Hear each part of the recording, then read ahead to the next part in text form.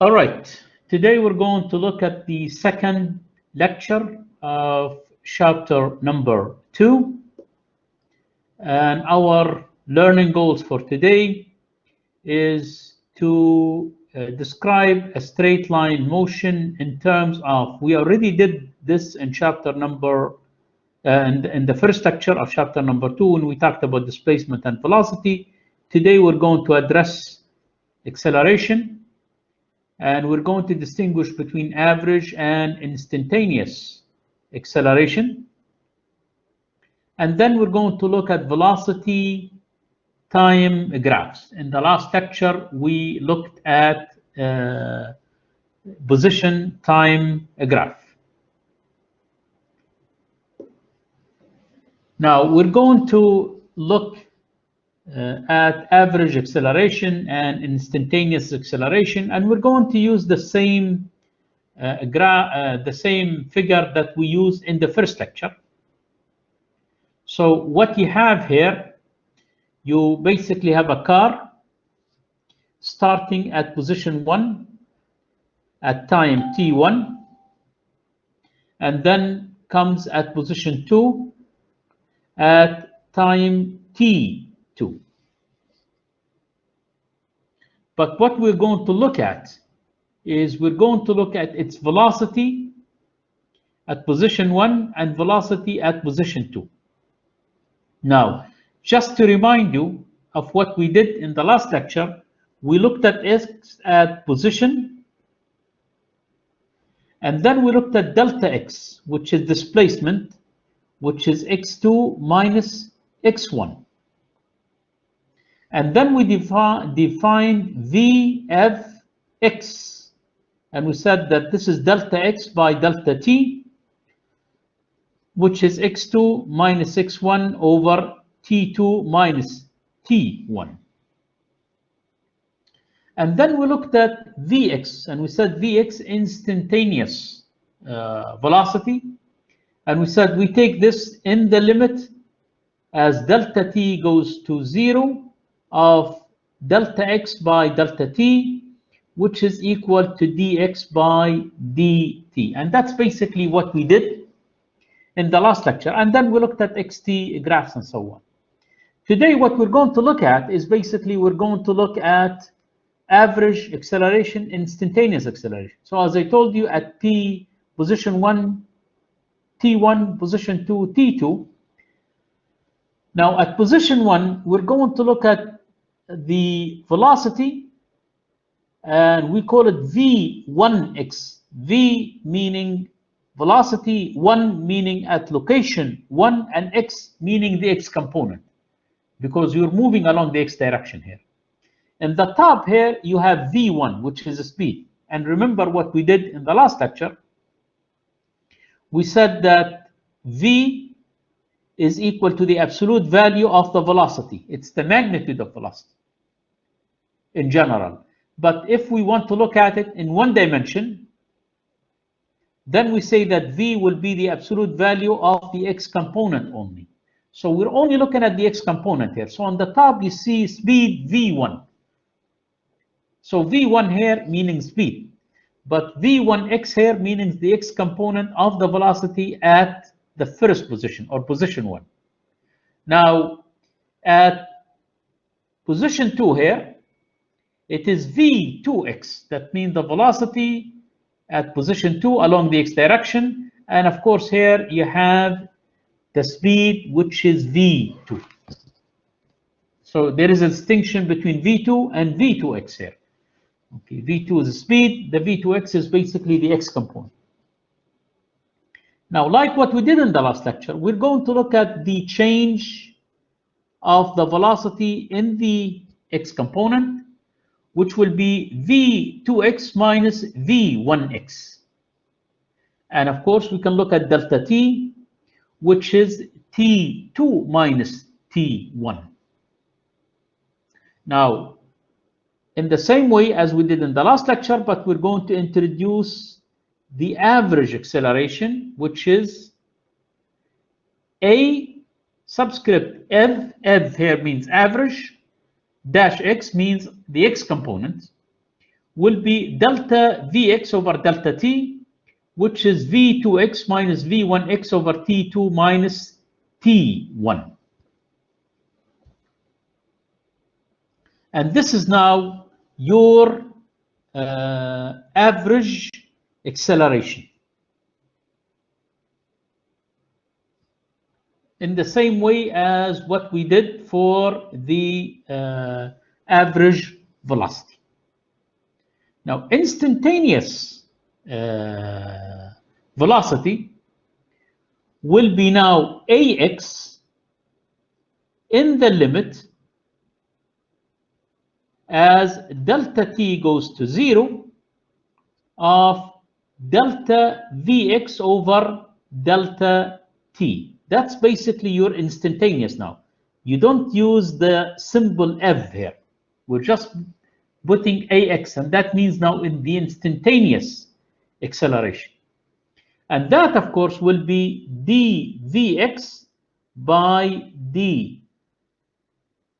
This will equal to dvx by dt. So that's your instantaneous velocity. Now, you know that the Vx is equal to dx by dt. And your ax is equal to dvx by dt. So your ax will equal to d of dt of dx by dt, which will be the second derivative of x with respect to t. So this is now your instantaneous acceleration. So it is the first derivative of velocity with respect to time, or the second derivative of position with respect to time. And the average acceleration is just basically delta Vx by delta t. Is this clear? Any question on this? So this is basically now your instantaneous average and instantaneous acceleration. Now we're going to introduce a velocity time graph, like what we did in the last lecture. So on the y-axis here, you have Vx, which means the velocity along the x direction. And the x-axis here, you have time. You can always make a table this way. This is time. This is Vx. You have T1, V1x, T2, V2x, T3, V3x, and you can continue. And what you do is you plot your graph, and the green curve here basically represent your Vx as a function of time. Now, if we pick two different positions, like we did in the first slide, position P1 and position P2, the definition that we did there when we said that A Fx was delta Vx by delta t, meaning that you're going to take the delta Vx, which is Vx2 minus Vx1, which is this rise here, divide by delta t, which is T2 minus T1, which is this run. So this basically will give you the slope of the line that connecting these 2 points. That's what an average is. And we did that in the last lecture when we looked at average velocity. When it came to instantaneous velocity, we basically went on reducing the delta t to smaller and smaller intervals, time intervals. So we got to the point where we basically made the delta t very small. And when you make the delta t very small, then you basically end up with a line that is tangent to your curve.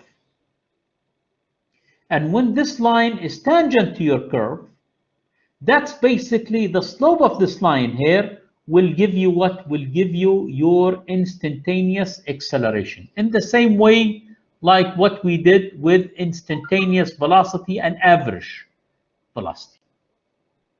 So on a VT graph, if you want to get your acceleration, if it's an average between two different positions, you just look at these and you take the slope of the line that's connecting these 2 points. If you want to get it at a certain instant in time, well, you pick that position and you draw a tangent to the curve, and the slope of that tangent will be your instantaneous velocity. So that's basically what we have for AX here. The AX here, not AX, A of X will equal in the limit as delta t goes to 0, delta Vx by delta t, which basically dVx by dt. We dealt with that when we dealt with the velocity, and we said that the Vx is equal to dx by dt.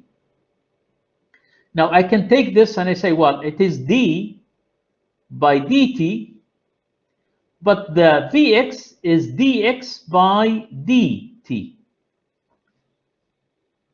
So you're basically deriving with respect to t twice, and that's why we say that the AX here is equal to the second derivative with respect to position by time, or respect to time.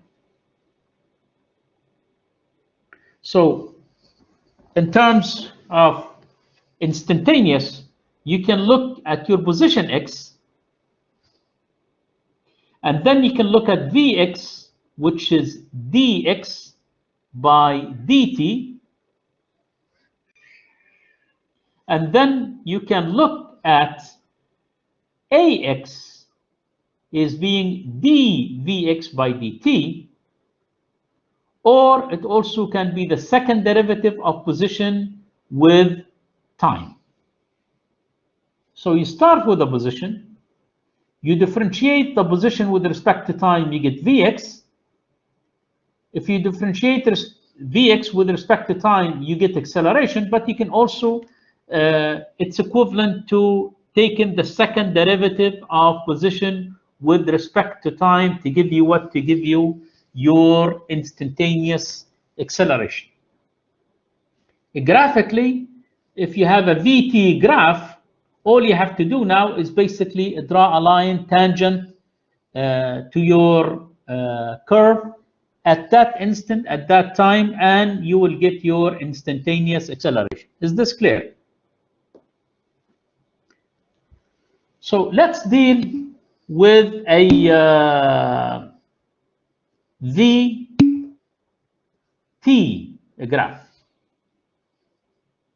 And we want to get a motion diagram like what we did in the last lecture. And remember, we told you that time always greater than 0. You cannot have a negative time. That's why when you look at your graph here, the Vx can be positive or negative, but the time is always positive. Now, this is the curve that you have here, which is representative of your velocity.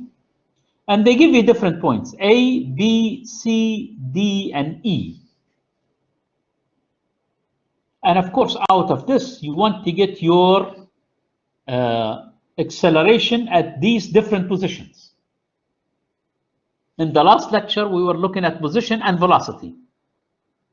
So let's look at the first one. When TA is equal to 0, that means at this point here. Now, at this point here, you can read your Vx from the graph, and your Vx is negative value. That's what you have here. Now, the acceleration will be the slope of the line that is tangent to the curve at this point here. And if you draw your line this way, well, this will be the slope. the rise will be positive, and that's why we say that the acceleration here is greater than 0. And it is represented here by the arrow that gives you that your acceleration is positive, going toward the positive x direction. But your velocity is negative here. And that's why it is moving in the negative x direction. Then if you come to point B, so at time TB here, your velocity is 0. That's what you read from the graph.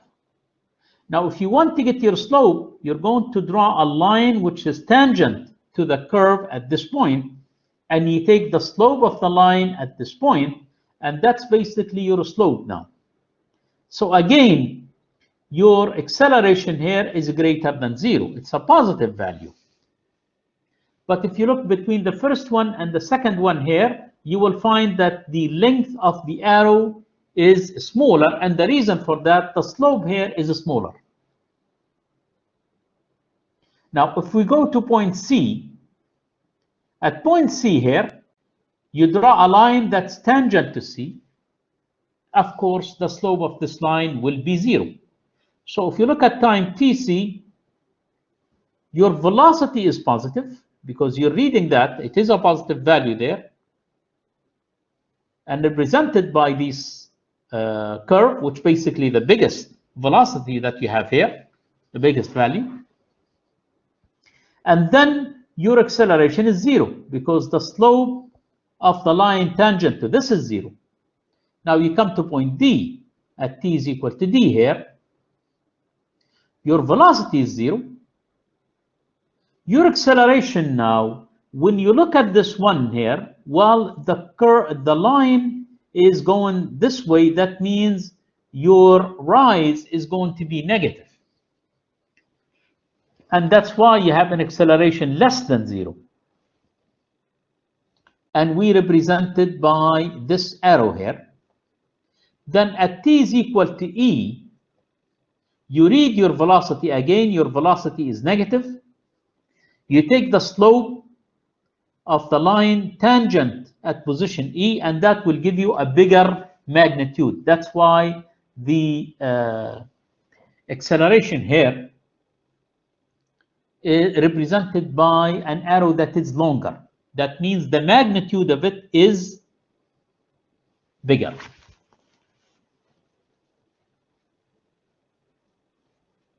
So in this case, you can see that when your velocity and your acceleration are in opposite direction, it went to 0. Then basically it start moving in the other direction. That means you are reducing your speed here. And remember, I want you to distinguish between velocity and speed. What we said that speed is the absolute value of velocity.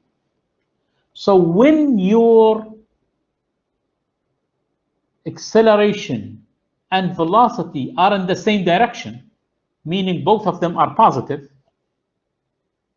that means if fx is positive and ax is positive, in that case you are speeding up. Okay. But if your Vx is less than 0 and Ax is greater than 0, that means you're slowing down. Okay. So whenever the acceleration and the velocity are in the same direction, you will be speeding up. And when they're opposite to each other, that you are slowing down. And speed here is the magnitude, okay, of the velocity. Is this point clear? Now, remember what I said about that the acceleration ax, it's dvx by dt, or ax is the second derivative of position with time. So we can do the same thing, but we're not going to do it from a velocity time graph. We can do it from a position time graph. And that's basically now your position time graph here. And we want to look at your velocity and then your acceleration. In the first, the page before this, we were reading the velocity from the graph. But in this case, you cannot read it. You pick point A, and you take a slope to point A, and then from that slope, you're going to find your Vx. And of course, the slope here will be a positive slope. That's why we say that the Vx is greater than 0. And that's why it's represented by this here. But now I'm taking the slope here to get the Vx. Now my Ax is the second derivative, okay? So now I will look at the way the curve is either curving up or curving down. And that will be the second derivative. Remember in calculus, when they give you a function and they ask you to find the maximum and minimum, you take the first derivative of the function, df by dx, and you equate that to 0, and then you will get values, and these values will basically give you the maximum and minimum. But you want to decide which one is maximum and which one is minimum. Maximum, something where it's, a hump, and minimum is a valley. So you take the second derivative. And if the second derivative is positive, that means you're going up. It's curving up. And if it's negative, that means you are. So the same way here, you look. So when you look at this point here, you're curving up. And that's why you have a positive acceleration here. And that's what we represent the vector. So you're doing two things here. You're taking the slope of the line tangent to the curve, and then you also want to look at the second derivative, if it's positive or negative. You do that, for example, at point B. And at point B, you take a tangent to this. And when you take a tangent to this, this is basically your velocity. Now you want to get your acceleration, and the acceleration is the second derivative of that. But when you look at this, of this line here, there is no curving. Okay. So what happens here, you're going to say that your acceleration here, it's going to be 0. Because you can basically pick at different times, you'll find that you're getting the same velocity. From here all the way to there, it will give you the same value. It's the same slope. And that's why we have this. Now you come to point C, and at point C, your velocity is 0. But look, you're curving down. And that's why your acceleration here, it is what? It is negative. And when you look at point D, well, what you do is basically at point D here, you're going to look at your velocity. And your velocity is negative because the slope is negative. But your acceleration, again, you are basically on a straight line here, and that will be 0. Okay. And then you look at point E, and you take the slope, and that's your velocity in the negative direction is a smaller value, but now you have acceleration which is positive because you're curving up. So you're always, when you look at the second derivative of x with respect to time, it will be positive if you're curving up, it will be negative if you're curving down. That's when you look at xt. Previously, we looked at vt.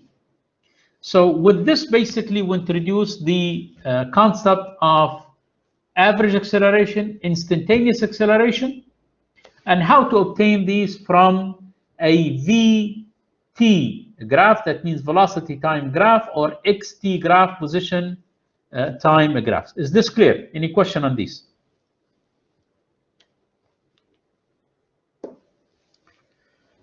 Now, let's look at this example here, where we have here a Vx, and the units meters per second, and we have t here, and the units are seconds. And they ask you compute the average acceleration during the time interval 0 to 10. So this is 0, and this is 10. Now at t0, and by the way, we say here Vx1, actually it should be V1x. That means V1 along the x component. Sometimes people in different textbooks, and that's a good that we have it here, we say V at x1, but actually we're looking at V1 along the x component. That's what we're using in this textbook. It's equal to what? It's equal to 0. At t2, which is 10 seconds, the V2x is equal to 6. So the average basically will be the V2x minus the V1x over T2 minus T1, which is 6 minus 0 over 10 minus 0, and it will give you 0.6 meters per second squared. Of course, the units for the acceleration is meters per second squared. Now, they tell you between T0 and T40 seconds. Well, at T0, V1x is 0. At T40, the V2x is 0. So your average is 0 minus 0 over 40 minus 0, and you get 0 meters per second squared. But in C, they ask you the instantaneous acceleration at time t equals 35 minutes. So you go up here, that's your 35. Now what you're going to do is you're going to draw a line which is tangent to this, which is basically the slope of this line here. So you can pick this point and this point to calculate the slope of this line. Well, at this point, your V is 6 and the time is 30. And at this point, V is 0 and the time is 40.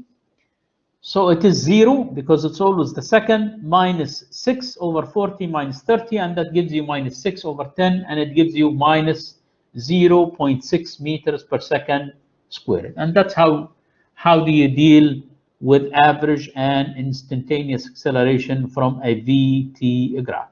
Is this clear? Let's try to take some questions here to test our understanding. This is a motion diagram of an object moving along the x direction with constant acceleration. The dots 1, 2, 3 show the position of the object at equal time intervals. So remember, this is the positive x-axis. This way is where the origin is, meaning at position 2, x is less than 1, and at 3, less than 2. So you're moving toward the negative. But one thing that you have to be aware of, that they tell you that the time intervals are equal. That means delta t 1, 2 is equal to delta t 3, 2 it's equal to delta t 3, 4, it's equal to delta t 4, 5. That means all of these time intervals, it's equal time. But you will notice one thing, that delta x here between 1 and 2, 2 and 3, 3 and 4, 4 and 5, the magnitude of delta x is increasing. And if you want to look at your average velocity, which is equal to delta x over delta t, which is equal to x2 minus x1 over t2 minus t1. You're always going to find that your x2 is going to be less than x1, and that's why you're going to get a negative value here. So your Vx will be less than 0. I'm not talking about the speed here. Okay. If I say V will be greater than 0. That's the speed, because I take the magnitude of that. But the Vx will be less than 0 because it's moving along the negative x direction. But now, if you look at the magnitude of delta x, you will find that it's bigger in the same time interval. That means the magnitude of your velocity is bigger. That means you're speeding. And if you are speeding, that means the acceleration will be in the same direction as your velocity, meaning that the ax should also be less than 0. So you look at these options here, that's your right option here, C. Where Vx is less than 0, ax is less than 0. And the reason for that, the speed is increasing, you're speeding up. That means you must have your acceleration in the same direction as your velocity. Is this clear? Okay.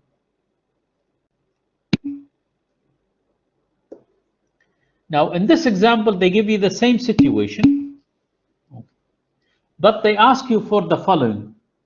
Which of these VT graphs represent the motion here?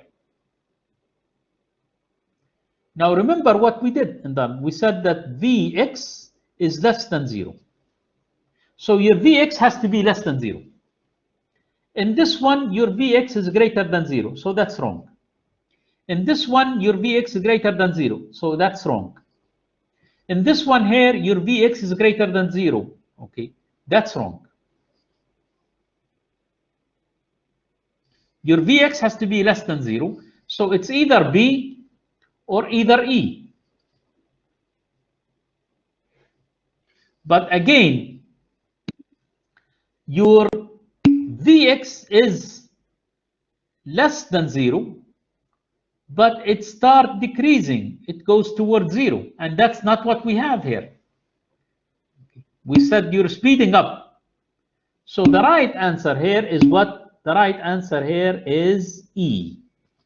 Okay, because Vx is less than 0 and Ax less than 0, and that's basically the only VT graph that basically explains that. Is this clear? Now, in this example here, this motion diagram of an object along the x direction, and they tell you here that the acceleration is what? The acceleration is constant. And they ask you which of these graphs go on AX graph that will be basically representative of this. Remember, Vx is less than 0 and Ax less than 0. And they tell you the acceleration is constant. So in here, the acceleration in C is not constant. That's wrong. This is wrong. This is wrong. Okay. The only two options you have, okay, is A and B. But again, the acceleration we said, we already decided that it's here. So the right answer here is what? The right answer is B. And that's how you reason and you get an AXT graph for this motion. Is this clear?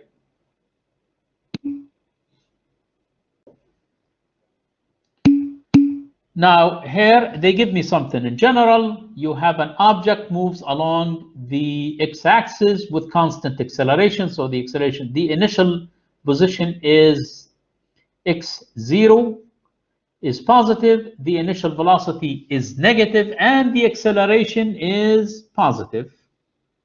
They want this, the VT. So they tell you right away that your V initial is negative and your acceleration is positive. You know right away that you are not speeding up. Okay, you're slowing down. Now, this one here gives you positive velocity, so that's wrong. This one positive velocity is wrong. This one positive velocity is wrong. You need negative. So you have B here, which is negative, and you have E here, which is what? Which is negative. But again, your velocity is positive. That means your Vx here is less than 0, but your Ax is greater than 0. So you're not going to be speeding up. So the right answer here is what? The right answer is B. Okay. Good. Some of you are basically getting that. Okay. Now in this example or question here, they give you a function where x is equal to 5t minus 10t squared plus 4t squared t cubed, and they ask you to describe the motion at 1 second. Well, let's look at the Vx, which is dx by dt. Of course, if you differentiate t, it will give you 1 here, so you have 5. T squared will give you 2t, so it will give you 2 times 10, it will be minus 20t. And t cubed will give you 3t squared. So 3 times 4 is 12t squared. So that's your Vx. Now you evaluate that at 1 second, so it's 5 times 20, and it gives you minus 3 meters per second. So it will give you that your velocity is less than 0, minus 3. Now you're going to take Ax, which is dVx by dt. So you have no t here, so this 5 will go to 0. You have t here, which will give you 1, so you get minus 20, plus t squared will give you 2t, and 2 times 12 will give you 24t. So you'll get minus 20 plus 24. And you want to do that at 1 second. This will give you 4 meters per second squared. So you have Vx less than 0 and Ax greater than 0. So the answer here, it is moving and slowing down. Is it clear? So out of this lecture here, basically what we introduced today, acceleration, which adds up to what we did in displacement and velocity. We defined what average and instantaneous acceleration is and how we look at velocity time graphs.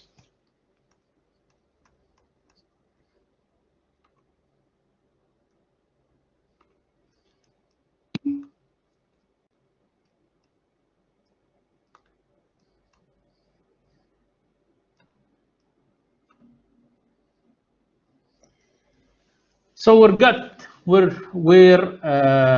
going to look at the lecture, which is the second part of today's lecture, which is kinematic equations. Okay, we're going to look at kinematic equations in 1 dimension, but we'll do it under one condition, that the acceleration is constant. And we're going to develop these equations in 1D with one condition, that the acceleration is constant. Now, we'll deal with this later, but graphically, if I want to have an AXT graph, and I say my acceleration is positive, well, that's my AX, and this is my T. And if it's positive, then that's you're only getting one value here. If you have a positive value of acceleration, and it's constant value, that means your velocity is not changing. Okay.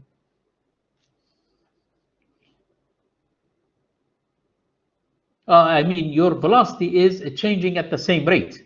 Okay. You're getting the same slope.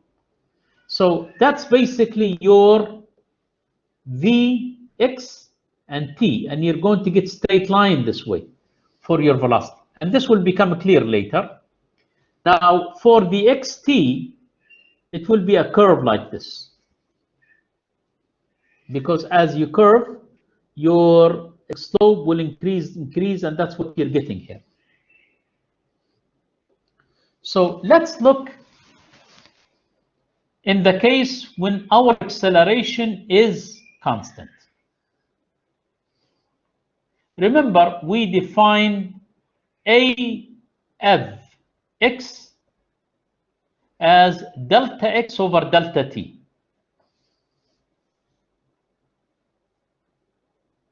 And we said that AX is equal dVx by dt. So now, what happens if my acceleration is constant? Well, in that case, the average acceleration and the instantaneous acceleration are the same.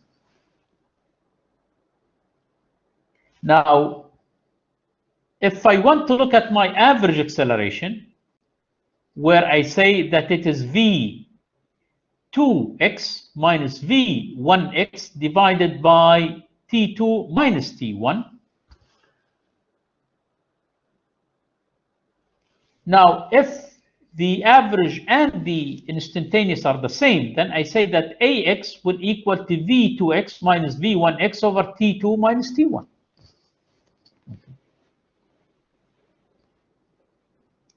Now, I'll come to my time and take my T1 to be 0, and T2, I will just make it any time T. So the V2x here will become Vx. I don't have to specify a position. And my V1x will become V0x. That means at V time equal to 0. And of course, T1 is 0, so it goes, and T2 is equal to T. So that's what I have here. You can multiply this there, so you will have AXT would equal to Vx minus V0x. So you can take this to the other side, and that's why you have here Vx equal to V0x plus AXT. And that's your first kinematic equation that will give you your velocity as a function of time when your acceleration is constant. Again, we can look at our average velocity. And our definition of average velocity tells me that it's x2 minus x1 over t2 minus t1. And if I take my T1 equals 0 and T2 is equal to T, well, X2 will equal to X and X1 will equal to X0. And of course, T1 will equal to 0 and it goes, and I have T. So that's what I have here. I have X minus X0 divided by T. It will equal to my average velocity. And I did that between position 1 and 2. Now, I can, in general, if you take an average, you take the numbers and you divide by the total that you have. Since I'm just only taking 2 positions, so I can do it between V1 and V2. So it is x here and x here.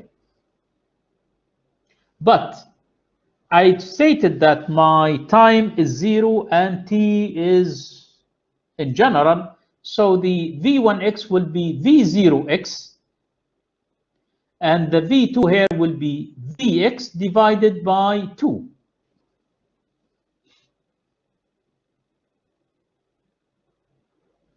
So now I can come, I'll keep this for later, but I can come here and I will write my vf here will equal to the vx0 plus the vx here from the previous slide. Vx will equal to the v0x plus axt.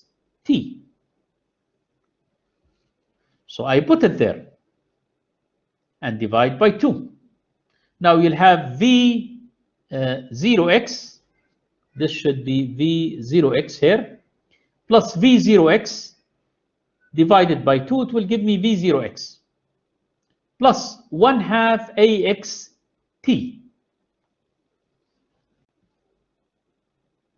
So if I bring this one here, x minus x0 over t equals to v0x plus 1/2 axt. If you multiply the t out, then you will have x minus x0 will equal to the vx0 times t plus 1/2 ax times t squared. And that's your second kinematic equation, where it will give you your x as a function of time. So you got two equations there. But remember, you did it under one condition, that the acceleration is constant. Now, this is basically the equation that gives you your x as a function of time. Now I can go to the vx equal to v0x plus axt, and I can figure the time from here. Time will equal to vx minus v0x divided by ax. And I can plug it here in the times. So I will have vx minus vx0 over ax, and here I have vx minus vx0 over ax squared. And you just have to square this one. Now, you can basically come here and multiply this by 2ax. Then you will eliminate this, and you eliminate that, but you're going to multiply this by 2, and that's why you have this one here. Okay. So when you simplify the equation, that's what you're going to get. And that will give you vx squared equal to v0x squared plus 2ax times x minus x0. And that now gives you your velocity as a function of position. Okay. So that's when you have only position and velocity, you can use this equation here. Finally, when we define the average velocity as x minus x0 over t, which should equal to the v0x plus vx over 2, that basically gives you your x minus x0 will equal to 1/2 v0x plus vx times t, and that's a fourth equation here. So in 2 slides, we were able to derive 4 kinematic equations, but remember, these are derived under one condition, that the acceleration is constant. So these are the equations that you should memorize. The first one, Vx is equal to V0 xaxt, and that will give you your velocity as a function of time. And the quantities that are included here is the time, the Vx, and the Ax. The V0x, that's a constant. That's the starting velocity at t is equal to 0. So now the second one, it's x. Remember, we said x minus x0 equal to the v0xt plus 1/2 ax t squared. You're just taking this to the other side there. So x is equal to x0 plus v0 x t plus 1/2 a x t squared. So here you have the x, you have the t, and you have the ax. And this basically will give you your position as a function of time in this equation here. Now in the third equation, vx squared equals to v0 x squared plus 2ax times x minus x0. So in this you have the x, the vx, and the ax. And finally, the last equation that we talked about, which is x minus x0 equals to v0x plus vx over 2 times t, and that basically only t, x, and vx. So when you want to apply these two problems, you have to look at what you have and what you want. So what is the appropriate equation that you're going to make use of in getting the required information? Now, just for the sake of argument, if you have an equation here which says, and you forget, should this be a t or should be a t squared? You know that the unit for vx should be meters per second. So when you come here, you know that the units of the acceleration is meters per second squared. In order to make it meter per second, then you have to multiply this by seconds here. And that will give you meter per second. That means it should be a t, not t squared. Similarly here, you know that the units for this one is meter. And you know that the units for acceleration is meter per second squared. So you want to eliminate the second squared. So it must be a t squared here to give you units of second squared to eliminate that. So you can always, if you are not sure of these exponents, that's squared or not squared and so on, you can right away use your knowledge of units and so on, and you can basically get to that. Is this clear? Any questions on these equations here? Now, we can basically make graphs of these equations. We talked about xt graph and vt graph. So we can look here at an xt graph, and you're basically graphing here the position as a function of time, where it's x equal to x0 plus v0 xt plus 1/2 ax t squared. And since you have a t squared here, you're going to get a parabola like this. And that's basically the effect of this graph here. Now you can get basically a vxt graph, and that means you're going to use this function here, which will give you a straight line this way. And by the way, if you take tangent to this line here and you calculate the values, it will give you this dashed line here, which is basically this one here. Now finally here, you can also add your ax versus t, and since it's a constant acceleration, and in this case we'll assume it's positive, you can have any values, it would be basically this way here, because for this one you have a positive slope, and that basically your ax t graph. So that's, you have the equations and you have the graphs that basically you can plot these equations. Is this clear? Any question on these?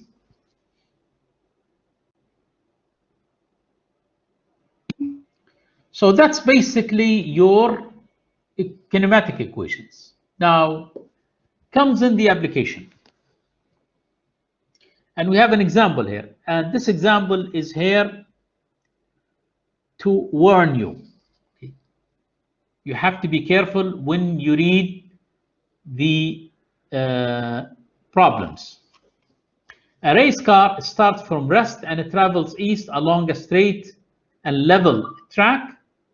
For the first 5 seconds of the car's motion, the eastward component of the car's velocity is given by Vx of t equals to 0.99 t squared. Now, you know that if you want to use kinematic equations in one dimension with constant velocity, Vx is equal to the V0x plus Ax t. So your Vx as a function of t should be linear. Remember here, that's a square here. This right away is going to tell you, and they did not tell you that in the problem, okay, that this is not a motion with constant acceleration. And that's why they ask here, what is the velocity of the car when the acceleration is equal to 6.97 meters per second squared? So this is basically the equations that you have for the Vx.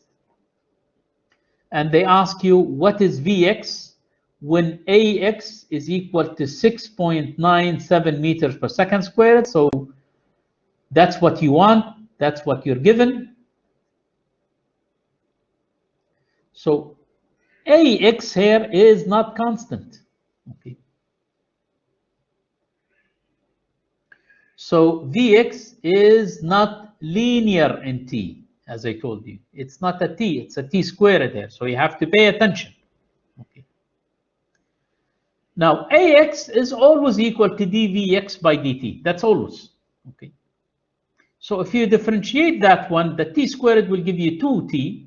So it's 2 times 0.99 t, which will give you 1.98 t.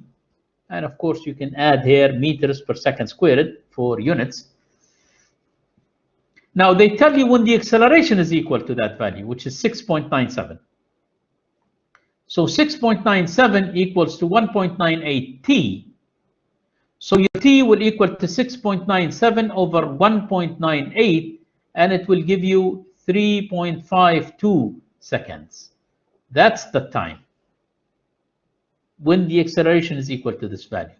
So you can go back to your equation for Vx, and you substitute in the time squared, and that will give you 12.3 meters per second. So that's in general, when your acceleration is not constant. So you have to be careful. Okay. Is this clear? Any question on this so far?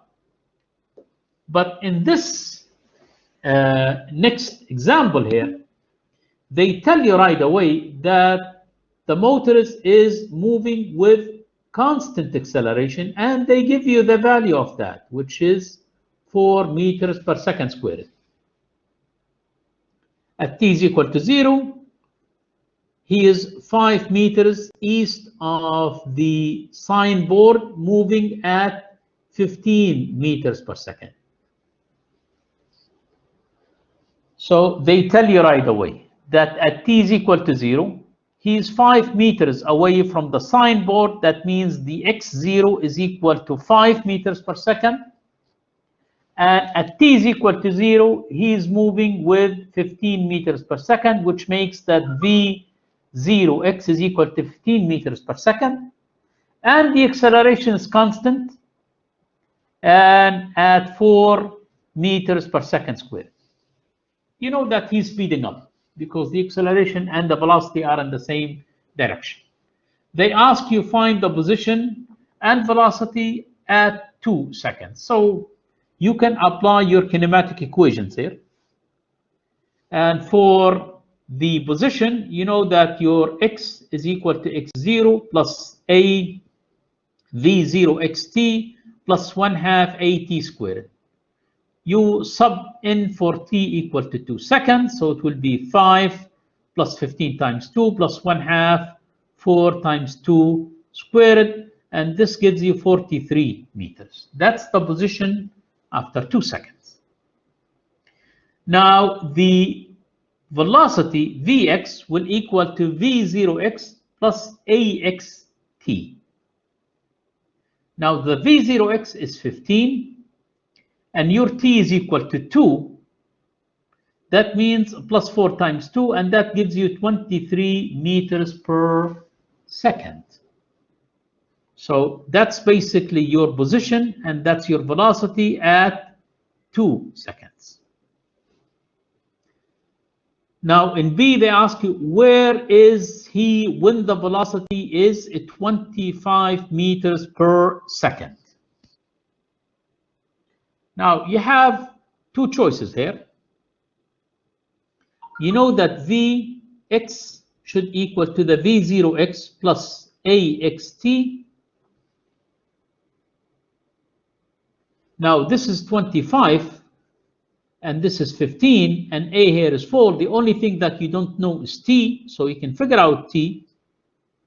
And then you go to X equal to X0 plus V0xt plus 1/2 AXT squared, and you substitute for T and you get your X. Or you can use your equation where you only have velocity and position. So you're using Vx squared, it's equal to V0x squared plus 2ax times x minus x0. You don't have to do it in 2 steps, you can do it in 1 step. So 25 squared, 15 squared plus 2 times 4 times x, and x0 here is 5. 25 squared will give you 625, 15 squared will give you 225, 2 times 4 will give you 8, times 8 minus 5. You can take this to the other side, so you'll have 625 minus 225 will give you 400, should equal to 8 times x minus 5. So x minus 5 will equal to 400 divided by 8, which will give you 50. And you can take the 5 to the other side, and x is equal to 55 meters. So you can do it this way, or you can basically use these steps. So you always have to look for possibly the least number of steps that can give you what you want. But there are 2 ways here that you can do this. Any question on this? Is this clear? So that's how you handle these kinematic equations. Okay. Now in this example here, they give you a motorist traveling with constant speed. So he's giving with constant speed, 15 meters per second. That he's not accelerating. The acceleration here is 0 for this motorist. Passes a school crossing board where the speed limit is 10 meters per second. So he's above the speed limit. It's 10 meters per second. He's at 15 meters per second. So he's violating traffic rules here, or traffic laws. Just as the motorist passes the school board, a police officer stopped there, starts to move with acceleration 3 meters per second squared. So the police officer starts from velocity equal to 0, but he's going to accelerate. They give you a value, so it's a constant value here. How much time elapses before the officer passes the motorist? What is the officer's speed at that time? At that time, what is the distance? What distance has each vehicle traveled? So if you look at the motorist, and let's use the same time, okay, for them. So at t is equal to 0, x is equal to 0, okay. And this is what you have for the policeman. Okay. So now when they actually pass each other, we can say that the x for the policeman should be equal the x for the motorist. And you can use your x should equal to x0 plus v0 x times t plus 1/2 a xt squared. Now, this is for the policeman, and that's for the motorist. For the policeman, x0 is 0. The v0x is 0 as well. So the only thing that survives is 1/2 the acceleration of the policeman times t squared. For the car, the x0 for him is 0. The acceleration is 0 because he's not accelerating. So the only thing that survives is the v0x, which is constant, times t. So for the police is 1/2 times acceleration 3 times t squared. For the motors is 15t. You can cancel the t with the square. T here will equal 2 times 15 over 3, and you get 10 seconds. So after 10 seconds, the policeman is going to catch up with the motors. Then they ask, what is the officer's speed at that time? Well, you know that if you're using your equation of v is equal to v0x plus axt, for the policeman, vx is 0, acceleration 3 times 10, which will give you 30 meters per second, and that's the speed. Now, how much distance each vehicle has traveled, either the policeman or either the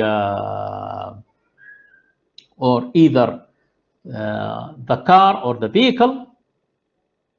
You can use either one of them. Okay, you can either use for the police or for the motors. It should be the same. So if we do it for the policeman, it is v0x plus v0x plus 1/2 axt squared. You see that we're putting the absolute value because they ask for distance here. So we're looking at a magnitude, just in case maybe the value will come out as being negative. We don't, in this case it's not, but if they ask for distance, so we're making sure that's going to be a positive value. This is 0, 0, so you have 1/2 at squared, where it is 1/2 times 3 times 10 squared, and that will give you 150 meters. So you have a problem involving two vehicles, and you've been basically able to use your knowledge of kinematic equations and getting the required information. Is this clear? Any question on these? So what we did between these 3 lectures, between the last lecture and today's lecture, we tried to study kinematics. And if we want to do that, we have to develop a suitable language that can describe kinematics for us. And of course, we defined position first, and then we looked at displacement, and then we looked at velocity. And velocity, we talked about average velocity, instantaneous velocity. And today we introduced acceleration, which is the rate of change of velocity with time. And we differentiated between average and instantaneous acceleration. And then how can you look at velocity time graph? Last lecture, we looked at position time graph. And then we derived kinematic equations, but remember, we derived them under one condition where the acceleration is constant, and we did some examples where we were able to describe kinematics in one dimension. But I warn you again, you have to be careful. Either they tell you that the acceleration is constant, okay. Otherwise, if it's not linear in t, if the velocity is not linear in t, that means you have a varying acceleration, so you have to be careful with that. Any questions? Any questions on these? Is this clear? Good.